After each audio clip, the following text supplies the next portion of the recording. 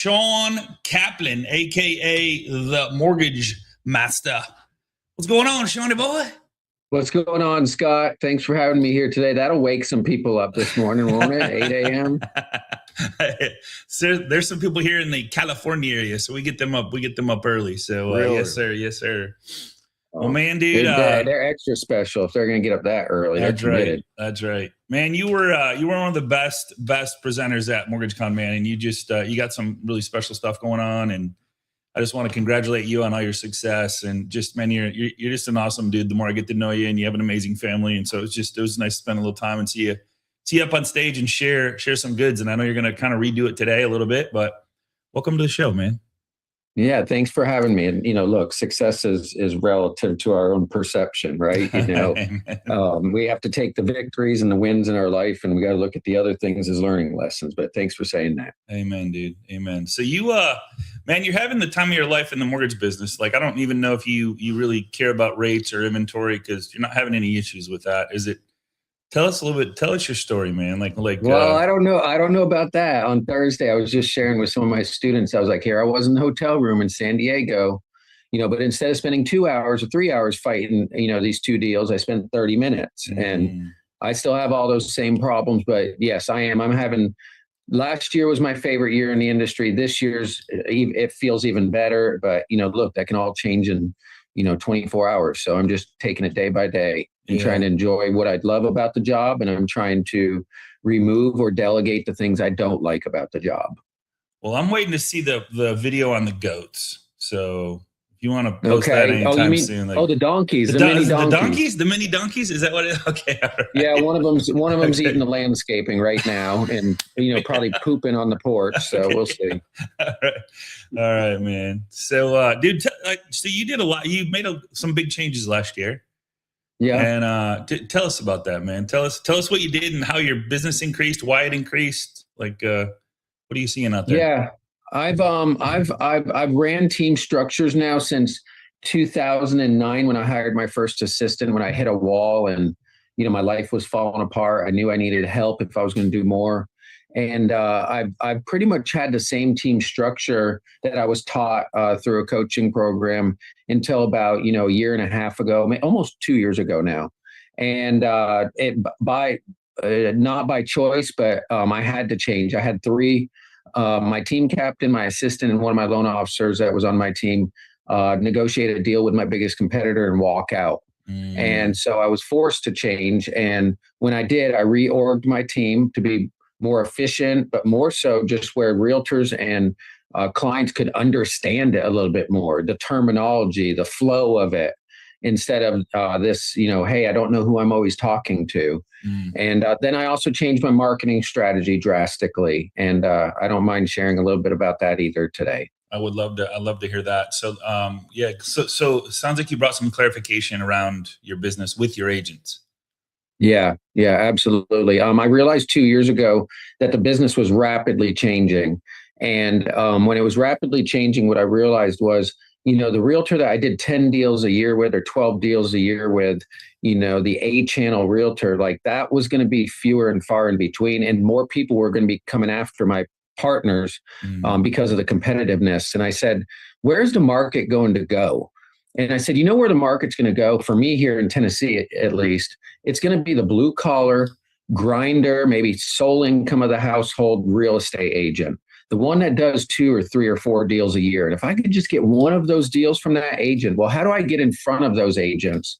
And I changed my marketing strategy 2 years ago to start creating dynamic content once a month and do a realtor lunch and learn that was different by doing it at a nicer restaurant, investing $750 to $1,000 a lunch, and having 20 or 30 realtors in the room for 2 hours. And what I realized, Scott, was number one, loan officers will not stand in front of a group of 20 or 30 realtors for 2 hours and teach. Okay. They don't know what to say. Number two, most of them probably do not have the money to be putting down $1,000 for every single lunch. So I could run that race for a while as long as it worked out.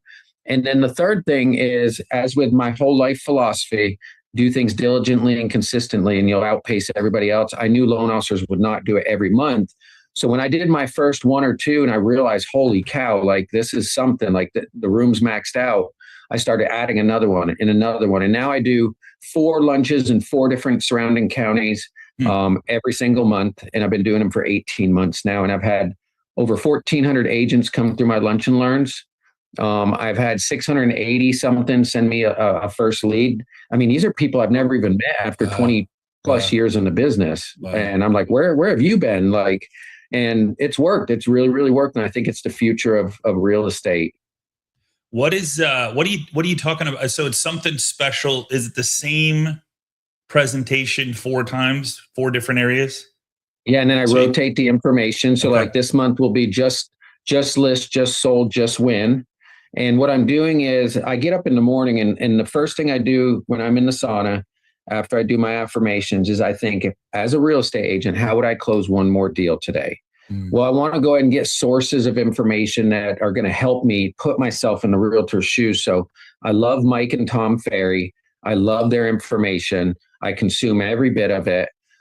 There's several other coaches out there in the real estate world and some of my best friends that are biggest realtors.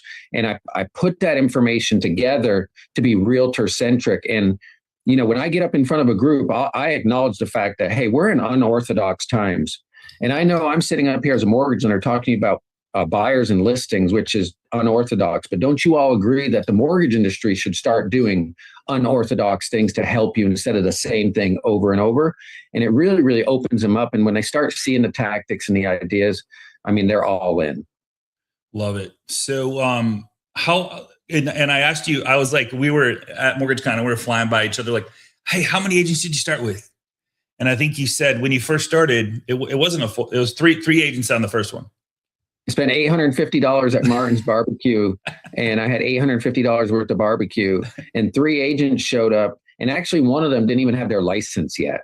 Okay. And I think I took a picture and I put it on Facebook and Instagram, and I was like, hey, here's what happens, you know, wins, losses. I'm standing with 2 bags of, you know, barbecue to bring back to the office. And, you know, man, I've had 3 to 7 show up.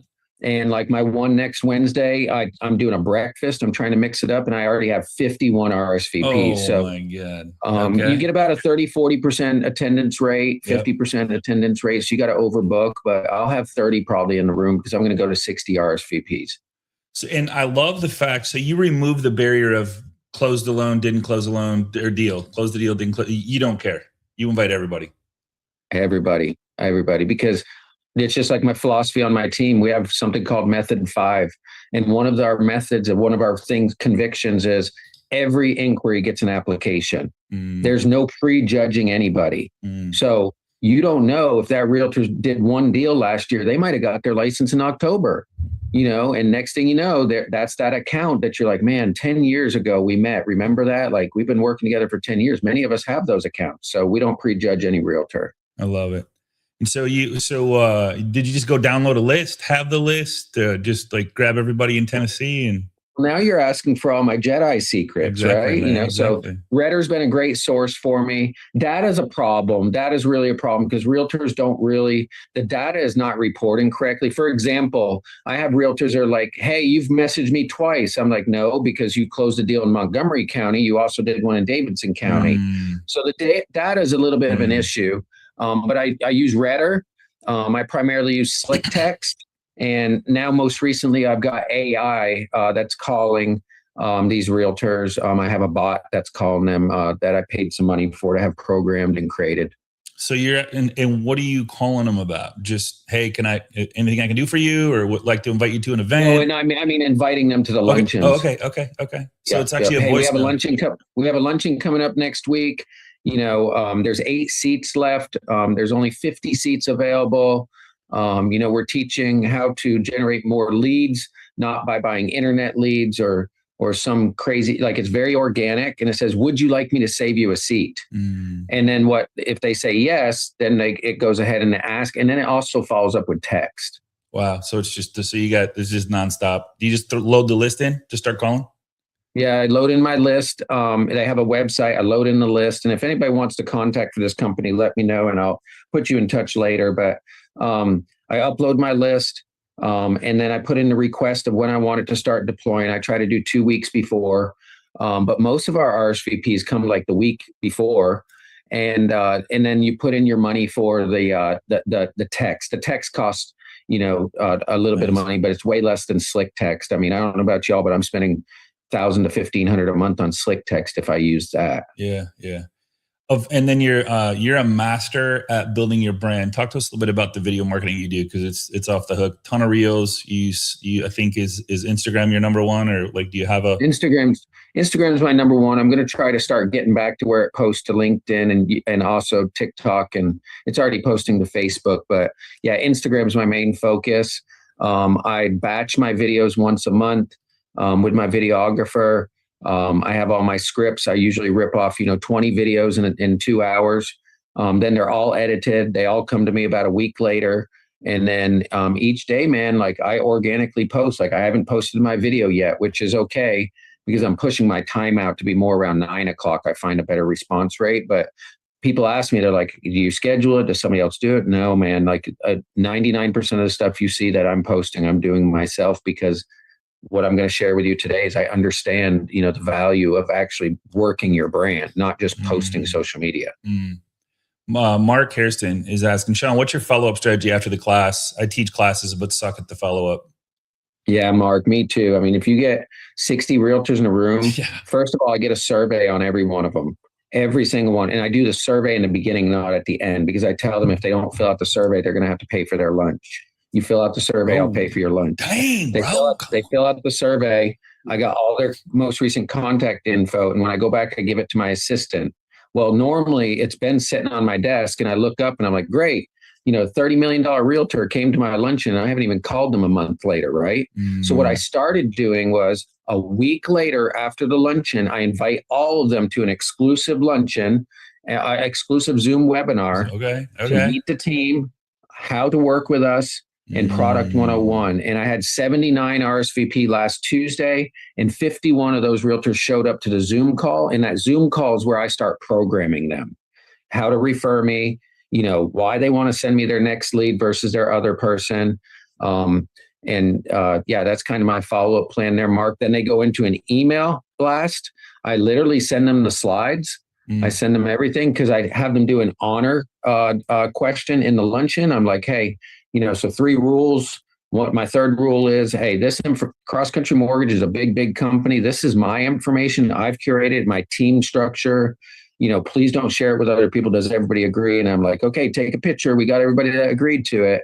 And I'm sure other loan officers try it, but just like anything else, they're not going to be able to replicate it, and they won't do it over and over and over. Yeah, no. Consistency. Yeah. So if you had to start over again with somebody that's on the call, it's like, man, I'm not doing any of this, Shawn. Not doing luncheons. Are you gonna tap into the CE stuff? I don't know. I'm gonna probably run this playbook a little bit harder. I think I'm gonna go and do a tour. I think I'm gonna leave on a Tuesday afternoon. I'm gonna go to Knoxville, Tennessee, get in a hotel room. I'm gonna get up the next day, do Knoxville. Then I'll go down to Chattanooga, and then I'll do Huntsville, and I'll be back home on Thursday. But I think versus adding more different stuff, I'm really more of a, hey, let's run this playbook and just 10x it. And I've been talking a lot about the lovable.dev, which now you've done. Can you share that story? Because I think it's a pretty cool story. That you did something special for that. Was that a brand new agent you never met with when you went to coffee? That was a brand new agent I never met with. I actually saw her on Instagram. I DM'd her. I said, my standard line is, hey, I like to see that, a realtor is really posting some content. I can tell you're not afraid of the camera. We should mastermind sometime. Why don't you come by for a cup of coffee? We'll get out the whiteboard. And I said, I want to be respectful of your time. This gives you full access to my calendar. Just click the link and pick one of the days that's best for you. And that's how I booked 161 realtors in 90 days that came to my office. I didn't drive across town last year, that little strategy. And because it gives honor, it's different. The vernacular I'm using is different.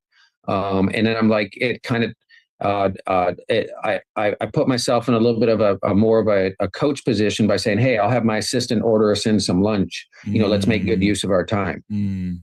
That's powerful, man.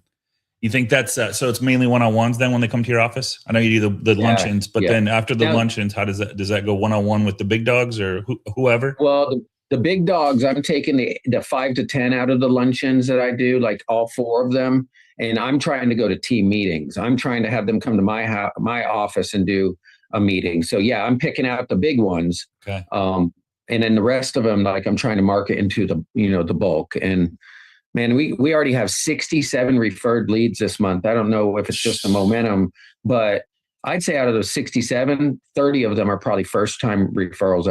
I've never even dealt with this realtor. I don't even know who. Sometimes I'm getting these leads and I still don't know who the realtor is. Oops. Yeah. You got to ask and find out, right? Good for you, man. Good for you. So what's next for you, man? I know you closed, what was it, 80 last year? You're on pace for, I mean, right around 80. I mean, we closed 125 total.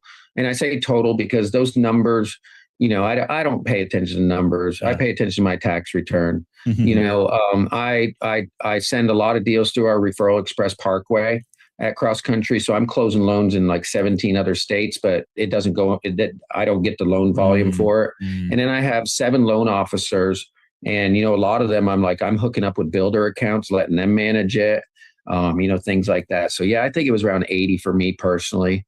And you got a fulfillment center. Yeah. Pretty that's badass. what I was going to share. That's what I was going to share today. If you want me to, I would love to, man. I'd love to see that.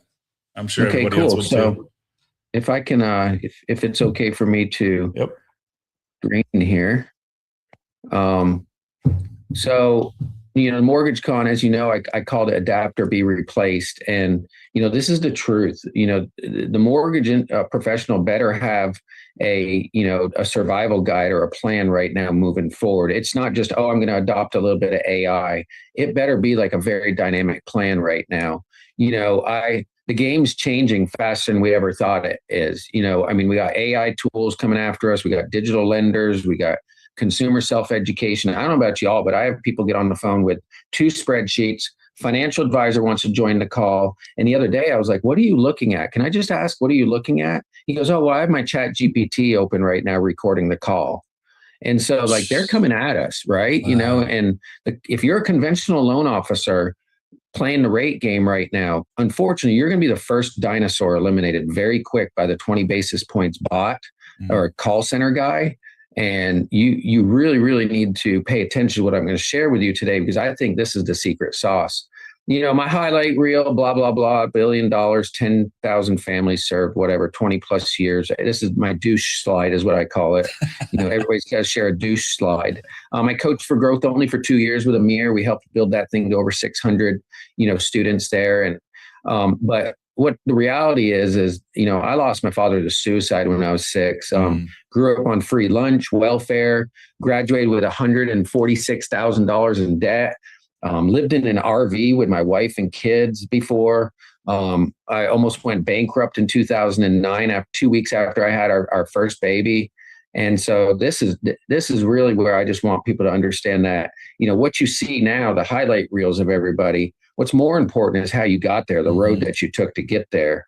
I want everybody to understand, you start today if you didn't know this, but you are no longer in the mortgage business. I've never considered myself to be a mortgage lender. I considered myself to be a marketer, a salesman, a relationship builder that happens to do mortgages.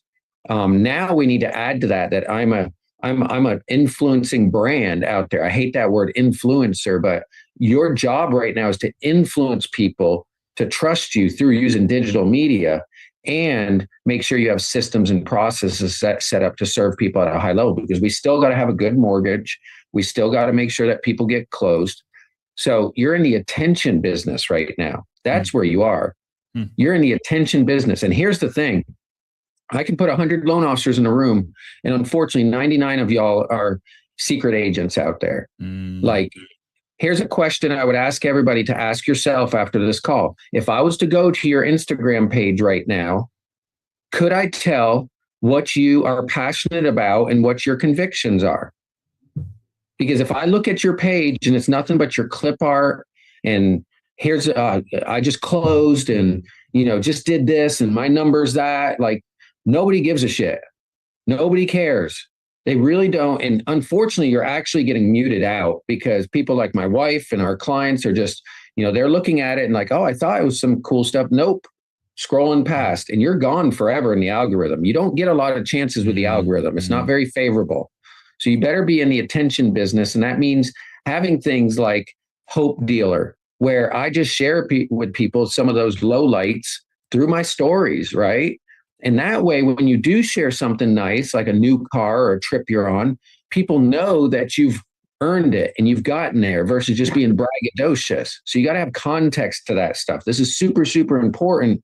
And people are missing this because they think it's what company I work for, what programs I have, what rates I have. Again, nobody cares. Most of the people come to me, they still say, I've never heard of Cross Country Mortgage. I'm like, you've been sleeping underneath a rock? Like, really? But they haven't. And that's because they don't care.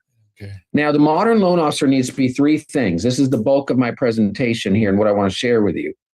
You have to be three things moving forward. Now, it can be on different scales and different levels, and you'll add to it. But number one, you have to be a brand. You have to be a brand, and you might as well use the Deep Onyx Helvetica New font if you want, okay? Notebook LM. Media, you have to be a media company, right? You have to be a media company.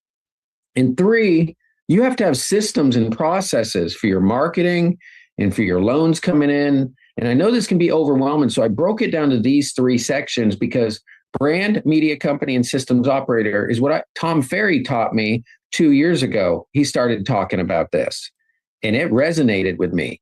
So the brand, be a local authority, have expert positioning, and create unbreakable trust. Consumers don't choose rates first. They choose names they recognize. They don't choose rates first.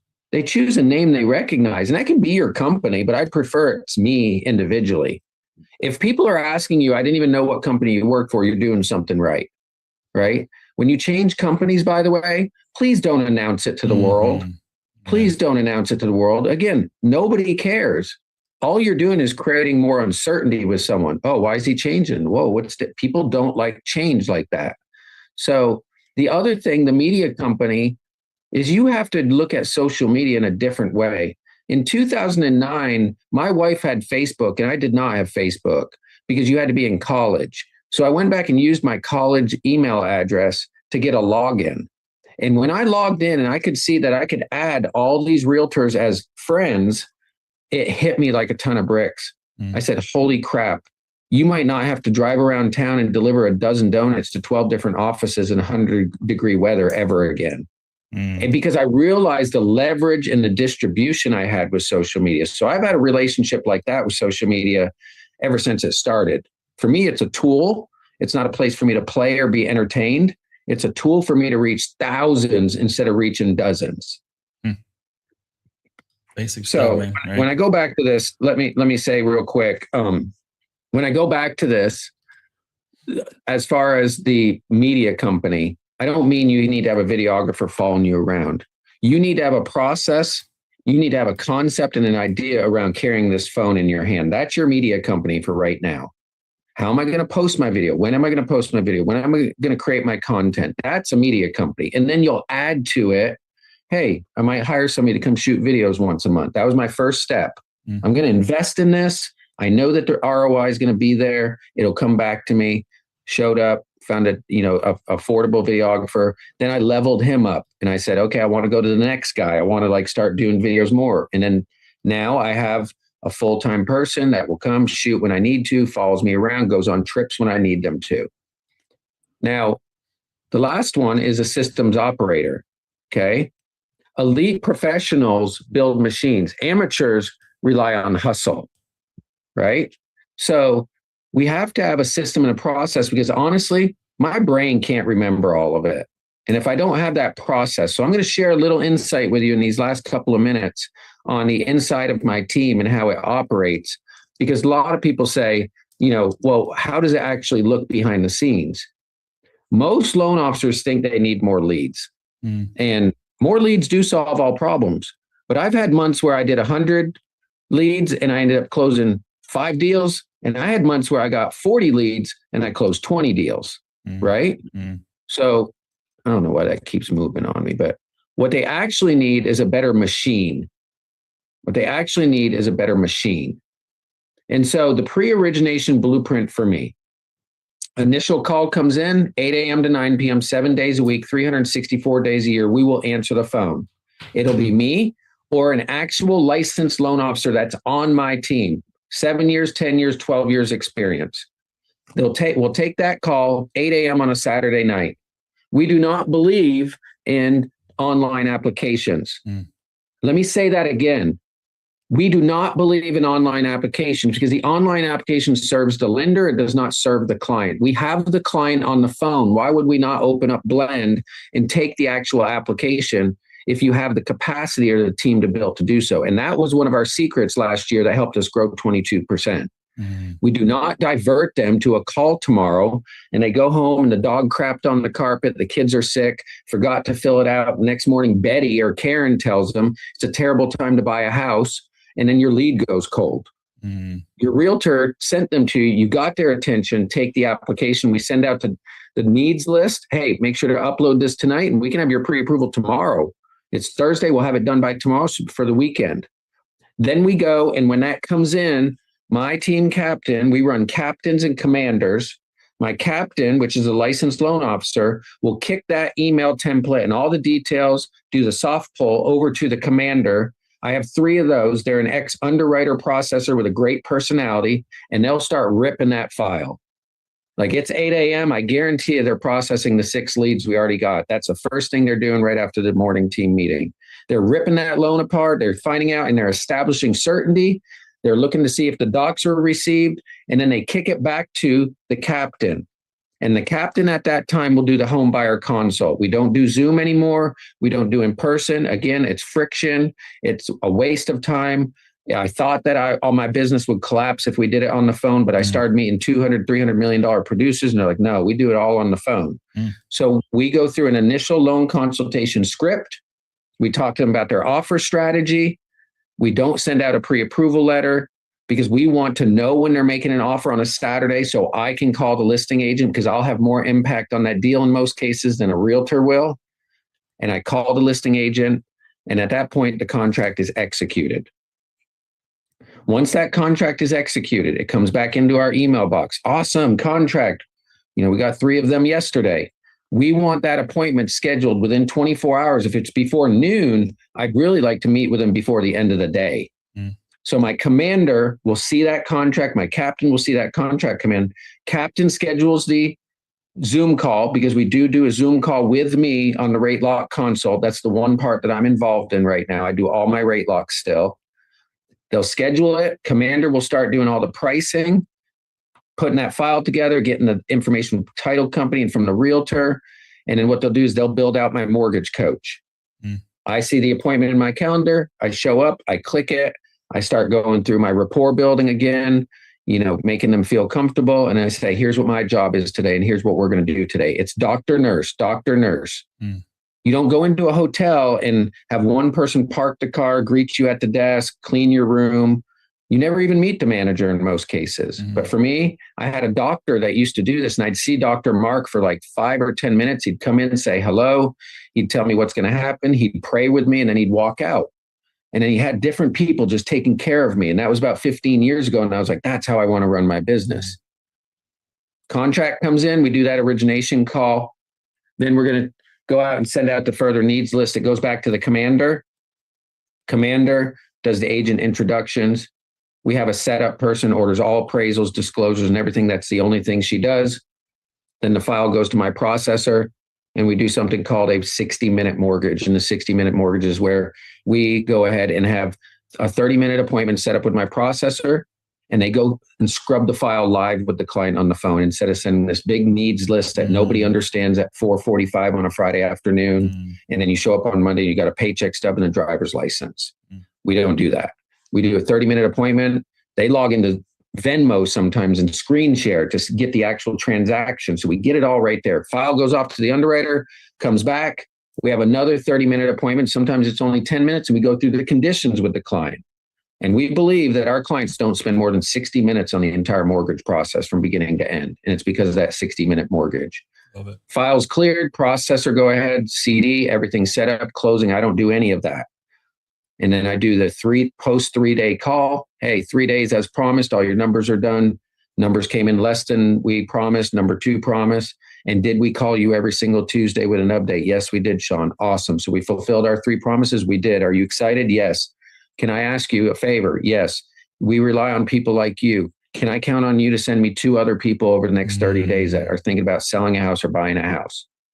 And boom, we're done. I don't go to closings. I'm done after that. And then I do my post-closing follow-up calls. Amazing, man. Solid. Any questions, guys? They're right at the bottom of the hour. The blueprint, baby. Yeah. I promise you guys need to have it. So, Shawn, unbelievable, man. Congrats on following. And I know you're so precious on your time, and I sincerely can't thank you enough for it. I know, like that's the one thing that we have that's so valuable, and it's all the same. So, thank you so much for hanging out with us today, man. You're just one awesome dude, man. Of course. I appreciate what all of you guys are doing right now for the community. You know, I mean, look, we don't do it for the money, and I'm not here for the money. You know, it's like, I think that rising tides raise all ships, and operate from abundance, not scarcity. And you'll find yourself at bigger tables, bigger opportunities. The energy's better. You know, just be a giver, you know. And here's the other thing, be humble. If you're not in that place, go and find people and ask lots and lots and lots of questions. You know, I was at a mastermind this weekend, and this one young man just followed me around. I mean, until 1 o'clock in the morning on Saturday night, we're sitting there and talking. And I mean, that's the way I used to be. Yeah. Ask questions, go find other people, and givers will be willing to help you out. Excellent, Shawn. Awesome, guys. Well, man, dude, Shawn, I can't thank you enough. You're welcome back anytime. Love what you're doing. And you're doing something that you rolled out at MortgageCon. Is that still an option for everybody to attend? For my Content Creator University? Yeah. It's ccusocial.com. So if you go to CCU Social, just go there and make sure you get the emails. Okay. And I do a bi-weekly social media call for free. Okay. And I teach everybody all the stuff I've paid $500,000 for, probably, to learn how to do social media, from bad social media to okay social media. And I give it to everybody for free. And it's actually what I'm working on within the previous couple of weeks. So it's real time. Okay, good stuff. So CCU Social, I'll put it in the link there, guys. Kind of crazy if you don't click on that link and sign up for his stuff. There's no charge, right? I mean, you can just show up. Zero charge. All right, Lynn's it's amazing. Yeah, thank you. Oh, thank you. Good stuff. Thank you, Shawn. Thanks so much, man. I appreciate it, bro. Have a good day. Yeah, thank you. And we'll talk soon. Devin, what we got, man? What we got, brother? Take us out of here. Lovely day, guys. Man, what an amazing way to end the week. Scotty, like, come on. You know, I saw somebody popping in here. It was like MortgageCon all over again. You know, just having powerful people on here like Shawn, man, and just such a down-to-earth, open guy, sharing all these